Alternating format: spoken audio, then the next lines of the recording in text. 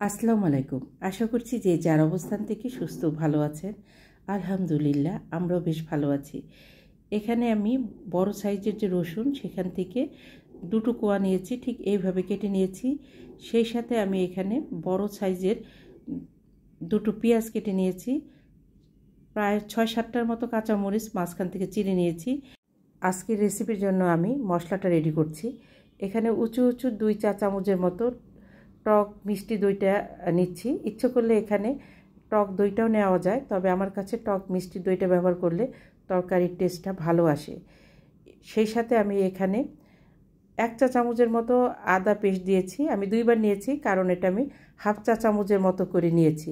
এই রান্নাতে আদার পরিমাণটা একটু কম ব্যবহার করতে হবে। এটা জিরা বাটা, এটা সমস্ত গরম মশলা বাটা, এটা কাজু বাটা। আমি এখানে উপরে কাজু দিয়ে রেখেছি যাতে অনেক সময় ভুলে যাই কোনটা কি বাটা বোঝার জন্য। আর পাশে এটা পোস্ত বাটা। তো এখান থেকে আমি খুব সামান্য করে মশলা নেব। হাফ চা চামচের মতো আমি এখান থেকে জিরা বাটা নেব। এটা ফ্রেশ জিরা বাটা এবং এটা ভাজা না, কাঁচা জিরা বাটা হবে। হাফ চা চামচের থেকেও কম নিয়েছি। পোস্ত বাটাটাও নিয়েছি হাফ চা চামচের মতো, এবং কাজু বাটাটাও নেব আমি হাফ চা চামচের মতো করে। হাফ চা চামচের থেকে একটু বেশি হবে এটা কাজু বাটা। এবং সেই সাথে যে গরম মশলাটা বেটে রেখেছি, এখানে এলাচি, দারচিনি, লবঙ্গ, কালো এলাচ, জয়ত্রী, জয়ফল, সাজিরা, শাহমরিচ, সমস্ত গরম মশলা আমি এখানে বেটে রেখেছি। সেখান থেকে হাফ চা চামচের মতো দিয়েছি। একটু পানি দিয়ে আমি সমস্ত মশলাটাকে ব্লেন্ড করে নিয়েছি। আমরা ডিম দিয়ে একটি কোরমা রেসিপি আজকে আপনাদের সঙ্গে শেয়ার করব। আমড়াগুলোকে ঠিক এইভাবে কেটে নিয়েছি। একটা আমড়াতে আমি এইভাবে 4টা কাট দিয়েছি। খুব ডিপ কাটা যাবে না, তাহলে রান্না করতে করতে আমড়াগুলো খুলে যাবে। আর ডিমের এক সাইডেও আমি এইভাবে কেটে নিয়েছি। আমন্ত্রণ জানাচ্ছি দিলরুবার হেসেলে। অনুরোধ করব লাইক দিয়ে আজকে রেসিপিটি কন্টিনিউ করবেন। আশা করছি আজকের রেসিপিটি আপনাদের কাছে অনেক ভালো লাগবে। গ্যাসের ফ্লেম অন করে একটা হাঁড়িতে বেশ খানিকটা তেল দিয়েছি। হাফ চা চামচের মতো কর্নফ্লাওয়ার আমি এই ডিমের উপরে ছিটিয়ে দিব। সেই সাথে সামান্য লবণ দিয়ে মেখে আমি ডিমগুলোকে ভেজে নেব। কর্নফ্লাওয়ার ডিমে মেখে ভেজে নেওয়ার দুটো কারণ: একটা হচ্ছে ডিমটা বেশ সাদা থাকবে এবং পাতিলে লেগে যাবে না। দ্বিতীয়ত হচ্ছে গ্রেভিটায় বেশ খানিকটা ঘন হবে। ইচ্ছে করলে আপনারা কর্নফ্লাওয়ারটা অ্যাভয়েড করতে পারেন, তবে আমি এই রান্নাতে ডিমগুলোতে হালকা একটু কর্নফ্লাওয়ার দিয়ে ভেজে নিই। ডিমগুলোকে একদম লাল লাল করে ভেজে নেওয়া যাবে না, ঠিক এইভাবে ভেজে ডিমগুলোকে উঠিয়ে নিতে হবে। ডিমগুলো উঠিয়ে নেওয়ার পরে সেই পাত্রে আমি একটার মতো তেজপাতা একটু কেটে ফোড়নে ব্যবহার করব। এখানে কোনো কাটা পেঁয়াজ ব্যবহার করব না। 2 সেকেন্ডের মতো ভেজে আমি যে মশলাটা ব্লেন্ড করে নিয়েছিলাম সেটা দিয়ে দিব। গ্যাসের ফ্লেমটা লো টু মিডিয়ামে রেখেছি। আমি একটু অনবরত নেড়ে মশলাটাকে ভালোভাবে তেলের সঙ্গে কষে নিব। বাটিটা ধুয়ে খুব সামান্য পানি দিব। এখানে যেহেতু বাদাম বাটা আছে, নিচে লেগে যাওয়ার সম্ভাবনা আছে, কাজে একটু অনবরত নেড়ে নিতে হবে। একটু সময় নিয়ে মশলাটাকে খুব ভালোভাবে কষিয়ে নিতে হবে, যাতে মশলাতে কোনো প্রকার কাঁচা গন্ধ না থাকে। কাঁচা গন্ধ থাকলে তরকারিটা কিন্তু খেতে ভালো লাগবে না। যখন মশলার চতুর্দিক থেকে এইভাবে তেল ছেড়ে দিবে, তখন এখানে আমি আবারও কিছু পানি দেব। পানি দিয়ে মশলাটাকে আবারও কষিয়ে নেব। মানে আমি এখানে 2বার পানি দিয়ে মশলাটাকে কষিয়ে নিয়েছি। আমরা কিন্তু খুব দ্রুত সেদ্ধ হয়ে যায়, আর ডিম তো সেদ্ধ করা, রান্না করতে সময় লাগবে না। কাজে মশলাটাকে খুব ভালোভাবে কষিয়ে নিতে হবে। এখানে দেখেন আমি খুব সামান্য হলুদের গুঁড়া দিয়েছি। ইচ্ছে করলে স্কিপ করতে পারেন, তবে খুব সামান্য হলুদের গুঁড়া দিবেন। এতে কি কালারটা বেশ সুন্দর আসবে। একদম হলুদও হবে না এবং সাদাও হবে না, একটু ঘিয়ে ঘিয়ে ভাব হবে, দেখতে ভালো লাগবে। আমার যে সকল বন্ধুরা দিলরুবার হেসেলকে সাবস্ক্রাইব করে পাশে আছেন তাদেরকে অসংখ্য ধন্যবাদ। আর যে সকল বন্ধুরা আমার রেসিপিগুলো নিয়মিত দেখছেন বা নতুন ভিজিট করছেন, তাদেরকে অনুরোধ করব প্লিজ দেখতে দেখতে সাবস্ক্রাইব করে নেবেন। সেই সাথে আপনাদের মূল্যবান লাইকটা দিতে ভুলবেন না। আপনাদের একটা লাইক আমাকে এগিয়ে যেতে অনেকটা সাহায্য করবে। প্লিজ লাইকটা দিয়ে রেসিপিটি কন্টিনিউ করবেন। এখানে আমি পরিমাণ মতো লবণ দিয়েছি, 1 চা চামচের মতো লবণ দিয়েছি, এবং দেখেন মশলাটাকে খুব ভালোভাবে কষিয়ে নিয়েছি। খুব সুন্দর সুঘ্রাণ বের হয়েছে।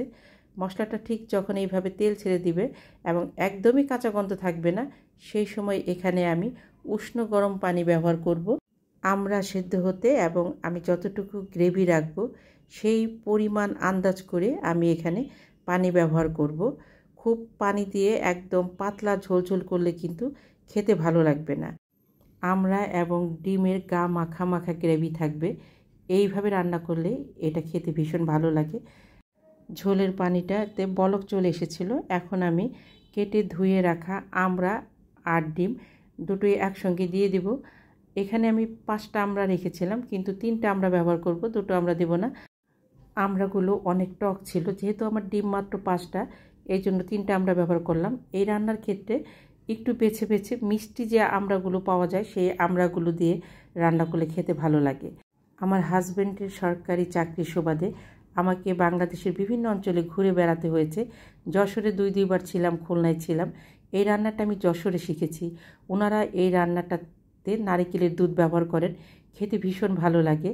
আমি এখানে নারিকেল দুধের পরিবর্তে গুঁড়া দুধ ব্যবহার করছি, কারণ আমার কাছে নারিকেল দুধটা নেই।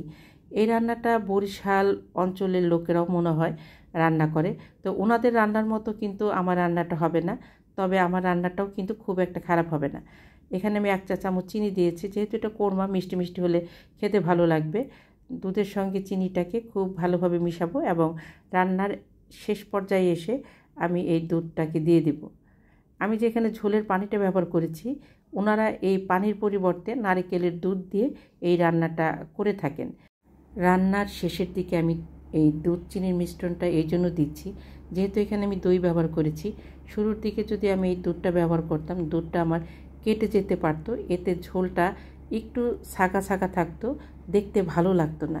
যার জন্য আমি রান্নার শেষের দিকে ব্যবহার করেছি এবং গ্যাসের ফ্লেমটাকে মিডিয়ামে রেখেছি, খুব হাইতে রাখিনি, কারণ দুধটা যদি ফেটে যায়। নেড়ে চেড়ে 1 মিনিটের মতো ঢেকে রাখবো। এখানে আমি 2টো এলাচ এবং 5-7টার মতো হোয়াইট পেপার একটু থেতো করে নামিয়ে নেওয়ার আগ মুহূর্তে দিয়ে দেবো, এতে খুব সুন্দর ফ্লেভার যোগ হবে। এখানে কোনো কাঁচামরিচ ব্যবহার করব না। হোয়াইট পেপারের খুব সুন্দর একটি সুগন্ধ আছে, যার জন্য এই আমড়া ডিমের কোরমাটা খেতে দারুণ লাগে।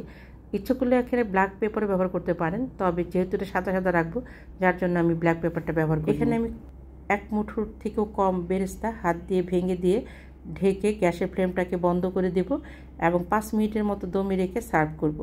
আমার অনেক প্রিয় দাদা, দিদি, ভাই, বোন, বন্ধু আছেন যারা প্রতিনিয়ত আমার রেসিপিগুলো দেখে অনেক সুন্দর সুন্দর কমেন্ট করছেন, আমার পাশে থাকছেন। আমি তাদের প্রতি ভীষণভাবে কৃতজ্ঞ। প্লিজ এভাবেই পাশে থাকবেন। আর যে সকল বন্ধুরা আমাকে বন্ধু করতে চাচ্ছেন, অবশ্যই কমিউনিটিতে নক করবেন এবং বেশ কিছুটা সময় অপেক্ষায় থাকবেন। বাজারে আমড়া ওঠা শুরু করেছে, নতুন আমড়া দিয়ে ডিম আমড়ার এই কোরমার রেসিপিটি একবার ট্রাই করার অনুরোধ রইল। সাদা ভাত, প্লেন পোলাওয়ের সঙ্গে দারুণ লাগে। একবার করে খেয়ে দেখেন, বারবার তৈরি করতে ইচ্ছে করবে। আজ এই পর্যন্তই। নিজে ভালো থাকবেন, অন্যকে ভালো রাখবেন। আল্লাহ হাফেজ।